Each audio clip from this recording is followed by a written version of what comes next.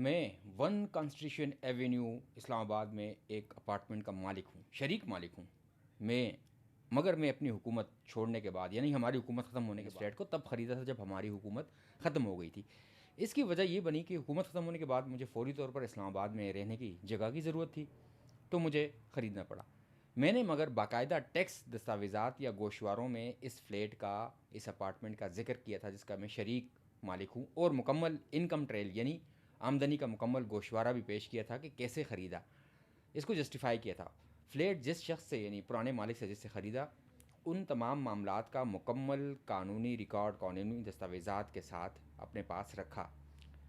मगर इसके साथ ही मैं कच्ची आबादियों को भी मस्मार करने पर कमेटी बनाने का मुतालबा करता हूँ। मैं ये भी मुतालबा करता हूँ कि हुकूमत पाकिस्तान, मुत्तहिदा अरब अमारात यानी यूएई और यूके यानी बरतानिया की हुकूमतों से कहे कि वहाँ उन पाकिस्तानी शहरियों की जो ख़रीदी गई जायदादें, ऐसे पाकिस्तानी शहरियों की वो ज़ब्त करे कि, और उनको वापस करें हमें, कि जो जिन्होंने अपने टैक्स गोशवारों में इन उस रकम का या उस आमदनी का या उसका जिक्र नहीं किया कि उनने कैसे मनी ट्रेल ली और वो उनने वहाँ पर ख़रीदे। मैं लंदन में एवन फील्ड्स अपार्टमेंट्स की ख़रीदारी के मनी ट्रेल देखने का भी मुतालबा करता हूँ। मैं नहीं, ये हैं, ये ऐलान किया है पाकिस्तान तहरीक के रहनुमा हम्माद अज़हर ने कि उनका यहाँ पर एक अपार्टमेंट है और शरीक अपार्टमेंट है, यानी उसके शरीक मालिक हैं।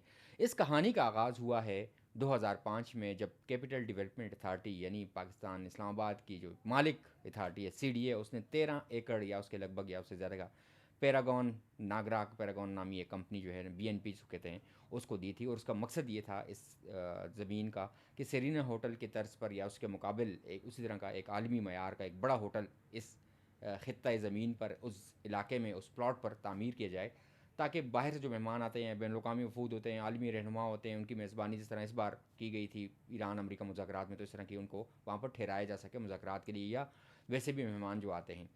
अब ये जो CDA के साथ मुआहिदा किया गया था, ये मुआहिदा किया था BNP, जो ये कंपनी है जिसके पास ये इसकी ख़रीदारी का सारा कुछ रिकॉर्ड CDA के साथ जिसके मामला तय पाए। लेकिन हुआ ये कि उसने यहाँ पर होटल नहीं बनाया। इसको 3 नाम इस जगह के हैं, कुछ इसको इस्लामाबाद के ट्विन टावर्स भी कहते हैं आम फेम अल्फाज में, कि 2 टावर्स है वो, या वन कॉन्स्टिट्यूशन एवेन्यू अब इसका नाम है। पहले इसका नाम था ग्रैंड हयात होटल, एक लग्जरी होटल था। तो ये बहुत बड़ा मंसूबा है इस्लामाबाद का, लेकिन इससे भी बड़ा फ्रॉड का मंसूबा पाकिस्तान का इस्लामाबाद को। ये क्लासिक मिसाल है फ्रॉड की, जिसमें आला बड़े पाए के बड़े लोग इसमें शामिल हैं। इस मंसूबे में लोगों ने लाखों नहीं, करोड़ों नहीं, अरबों रुपए की दिहाड़ियाँ लगाई हैं, और वो भी दारुल हुकूमत की मरकज़ी शाहराह पर, कॉन्स्टिट्यूशन एवेन्यू पे, वन कॉन्स्टिट्यूशन के नाम से, यानी आइन की शाहराह पे दिहाड़ियाँ लगाई। और हाई कोर्ट में भी इस केस को सुना गया, और सुप्रीम कोर्ट के एक जज, सबको मालूम है, एजाजुल एहसन, वो इसमें शामिल थे। और उस वक्त जब ये फैसला दिया जा रहा था, जब सारा कुछ हो रहा था, तब भी हम ये कह रहे थे, आज भी कहते हैं। हफीज़ शेख इसका एक किरदार है। हफीज़ शेख जो इस कंपनी के ठेकेदार हैं, जिन्होंने ये ज़मीन ली, जिनकी कंपनी ने और ये सारा कुछ किया। कानूनी मुशीर थे उसके जनाब एजाजुल एहसन, जज बनने से पहले इसके भी कानूनी मुशीर थे। और दिलचस्प बात ये, ग्रैंड हयात जो उस वक्त बन रहा था, उसके ठेकेदार अब्दुल हफीज़ शेख जो हैं, उसकी जो मुबैना जालसाजी थी, उसमें वो हिस्सेदार तो होंगे। होटल बनना था और अपार्टमेंट्स बना के अमीरों को बेच दिए। तो यही एजाजुल एहसन कानूनी मुशीर थे बैंक ऑफ पंजाब के भी। ये भी एक दिलचस्प कहानी है। ये बड़ा कन्फ्लिक्ट ऑफ इंटरेस्ट है कि दोनों तरफ वो शख्स वकील भी था और दोनों तरफ वो, उसी ने पंजाब बैंक ऑफ पंजाब से कर्ज़ा लेने में लीगल एडवाइज़र जो थे एजाजुल एहसन, उनसे कानूनी राय मांगी थी। और एजाजुल एहसन ने कहा पंजाब बैंक ऑफ पंजाब को कि आप दे दें, क्योंकि दरअसल उस वक्त तो वो ठेकेदार हफीज़ शेख की कंपनी के साथ भी काम कर रहे थे, उसके भी कानूनी शेयर या रह चुके थे या थे उस वक्त। और उन्हीं की कानूनी राय को मद्देनज़र रखते हुए बैंक ऑफ पंजाब ने पहले 1 अरब 38 करोड़ रुपए, ये जुलाई 2005 की दस्तावेज़ात है, जिनमें से ठेकेदार शेख हफीज़ की कंपनी को जारी किए थे। इसी ज़मीन पे उनने सारा कुछ दे दिया कि हम होटल बना रहे हैं बहुत बड़ा। और बैंक ने उसी साल मज़ीद 75 करोड़ रुपए ठेकेदार की कंपनी के लिए मंजूर किए, कि जो जुलाई 2007 में बैंक ने 1 अरब रुपए मज़ीद का कर्ज़ा ठेकेदार शेख हफीज़ की कंपनी को जारी किया। अब ये वो फ्रॉड है जो है ना, तह दर तह है, परत दर परत है, चीनी एक के बाद उठाते हैं दूसरा नीचे से निकल आता है। इन अपार्टमेंट्स को ख़रीदने वाले भी कोई आम शहरी तो है नहीं। मुल्क की ताकतवर तरीन जो अशराफिया समझी जाती है, बड़े तबकाती, क्योंकि तबकाती जंग होती है दुनिया में, हर चीज़ बुनियादी चीज़ तबकाती जंग ही है।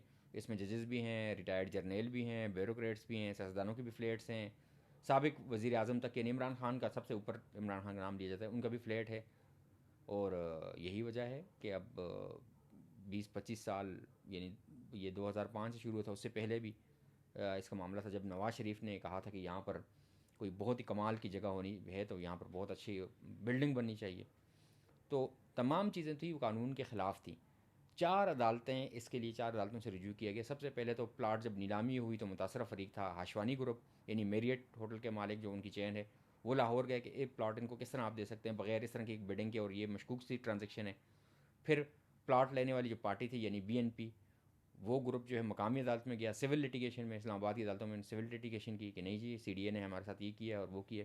हालांकि दिए उनने कितने थे, सिर्फ 80 करोड़ रुपए दिए थे, 4 अरब 20 करोड़ रुपए के प्लाट के।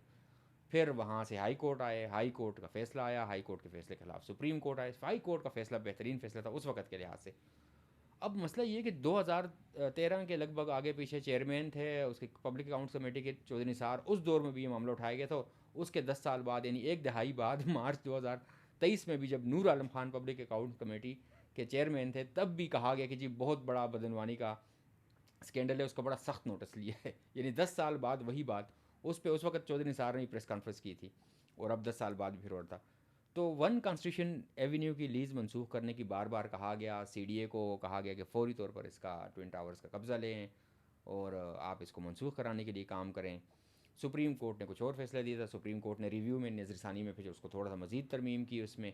लेकिन चूँकि तमाम लोग बासर थे, हुकूमतें ख़ुद उसमें शामिल थीं, हुकूमत के बड़े लोग शामिल थे, तो कुछ नहीं हुआ। लेकिन अब कहते हैं कि हालिया पुलिस कार्रवाई से लगता है कि इसको किसी नेड़े किसी पासे लगाया जा रहा है, किसी एक तरफ लगाया जा रहा है। मैं तो नहीं समझता कि ऐसा मुमकिन है, इसमें भी किसी न किसी का मुफाद होगा जो इस वक्त ये सारा कुछ किया जा रहा है। लेकिन सवाल, सबसे अहम सवाल, कि क्या एजाज़ुल एहसन को कोई पूछेगा? क्या CDA के उन चेयरमैनों को कोई पूछेगा? क्या बैंक ऑफ पंजाब से कोई पूछेगा कि उनने ये जब सारा कुछ किया, लोगों का पैसा जो रखा हुआ था उसको कर्ज के तौर पर दिया, सिर्फ लीगल एडवाइज़र के एक उस पर उन्होंने लीगल एडवाइज़र की रिस्पॉन्सिबिलिटी, ज़िम्मेदारी क्या एजाज़ुल एहसन पे आएगी? क्या जजेस पे आएगी? क्या सुप्रीम कोर्ट पे आएगी? क्या हाई कोर्ट के फैसलों पे आएगी? नहीं। बुनियादी ज़िम्मेदारी जो है, जो इसका सबसे बड़ा स्टेक होल्डर है, वो है CDA, कैपिटल डेवलपमेंट अथॉरिटी, वफाकी तरक्याती अथॉरिटी, जो हुकूमतों के वजारत दाखिला के मातहत होती है, जो अब हाई कोर्ट से फ़ैसला लेने के बाद रातों रात, चूँकि मोहसिन नकवी वज़ीर दाखिला भी हैं, वही सारा कुछ देख रहे हैं, वही कैपिटल डेवलपमेंट अथॉरिटी के सबसे ऊपर के हुकाम में से वही हैं, तो वही सारा कुछ करवाएंगे। उनके एक हुक्म पे रात अगर 1 बजे पुलिस घुसती है और लोगों के मकान फ्लैट्स खाली करती है, वो लोग जो 4-4 5-5 से लेकर 8 लाख 10 लाख तक भी कहते हैं कि किराया दे रहे हैं, माहाना किराया दे रहे हैं, उनको इस तरह उनसे उनके फ्लैट्स खाली करवाए जा रहे हैं। तो इसमें CDA के साबिक चेयरमैनों को कौन पूछेगा? उन कमेटियों को कौन पूछेगा? उन एग्जेक्टिव्स, उन इख्तियारात के जिनने नाजायज़ इस्तेमाल, गलत इस्तेमाल किया और इस तरह की मंजूरियाँ दी, उनको कौन पूछेगा? उनको कौन पकड़ेगा? असल सवाल ये है कि जिस वक्त उन लोगों को पकड़ा गया और जिस वक्त जजों के फ़ैसलों में इतनी वो हुई कि उनकी निशानदेही करके उनको कहा गया कि किस किस दौर में ये सारा कुछ हुआ, तो तब कोई बात बनेगी।